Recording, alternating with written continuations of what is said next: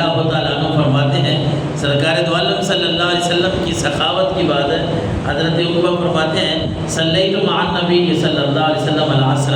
عصر کی نماز سرکار دو عالم صلی اللہ علیہ وسلم کے ساتھ پڑھی، عصر کی نماز میں نے پڑھی، اور پھر میں نے دیکھا جب آپ نے سلام پھیرا قام سریعا، آپ جلدی کھڑے ہوئے گھر کو چل دیے، داخل علی بعض نسائی، آپ صلی اللہ علیہ وسلم نماز پڑھاتے، صحابہ کرام ظاہر آپ علیہ السلام کے ساتھ ملاقات کرتے، کچھ چند باتیں پوچھنی ہوتی، پھر آپ گھر جاتے، آپ اپنے دیگر جو معاملات ہیں، جو معمولات تھے آپ کے، آپ ان کو نمٹاتے تھے۔ لیکن حضرت عقبہ کہتے ہیں بس ایک دن یہ ہوا کہ حضور نے عصر کی نماز پڑھائی، اور نماز پڑھاتے ہی فوراً آپ گھر چلے گئے۔ ثم خرج ورأى ما في وجوه القوم من تعجب، کہتے حضور واپس تشریف لائے تھوڑی دیر کے بعد، تو ہم بڑے حیران تھے کہ پتہ نہیں آج کیا ہوا،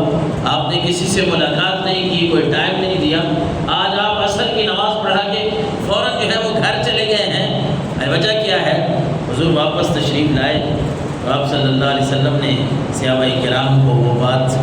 ارشاد فرمائی کہ تم حیران ہو رہے ہو کہ میں کیوں یہاں سے چلا گیا ہوں، میں نے نماز پڑھائی ہے عصر کی اور فوراً میں گھر کی طرف نکل گیا ہوں۔ آپ علیہ السلام نے فرمایا وَأَنَا فِي الصَّلَاةِ ذَكَرْتُ وَأَنَا فِي الصَّلَاةِ تِبْرًا عِندَنَا، جب میں نماز پڑھا رہا تھا میرے ذہن میں یہ بات آ گئی کہ میرے گھر تو ایک سونے کا ٹکڑا پڑا ہے، ایک سونے کا ٹکڑا پڑا ہے، فَكَرِهْتُ أَن يُمْسِيَ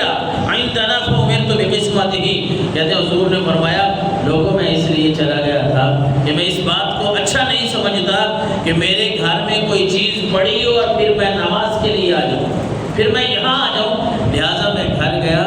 میں نے گھر والوں کو حکم دیا کہ جو گھر میں چیزیں پڑی ہے نا، جو سونا پڑا ہے وہ اللہ کے راستے میں تقسیم کر دو۔ یہ سخاوت مصطفیٰ ہے کہ حضور علیہ السلام کے پاس اگر کچھ ہے تو آپ تقسیم کر دیتے ہیں۔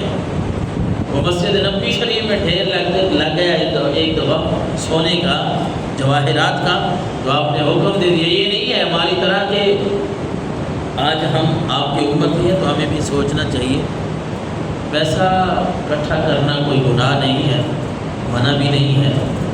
لیکن خیر والا پیسہ، بھلائی والا پیسہ وہ ہوتا ہے نا جس سے بندہ اللہ کے راستے میں دے،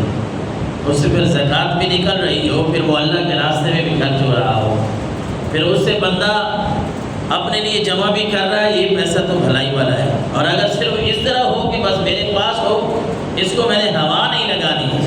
زکوٰۃ تو کیا کسی کو پتہ ہی نہ چلے کہ میرے پاس پیسے ہیں کہ نہیں، زکوٰۃ سے چھپنے کے لیے لوگوں نے کہا آپ نے دینے ہیں۔ رسول اللہ کا یہ شعار تھا، آپ کا یہ طریقہ تھا کہ اگر کوئی چیز پڑی ہے تو آپ علیہ السلام اس کو مناسب ہی نہیں سمجھتے کہ میرے گھر کیوں پڑی، اللہ کے راستے میں تقسیم کر دیں۔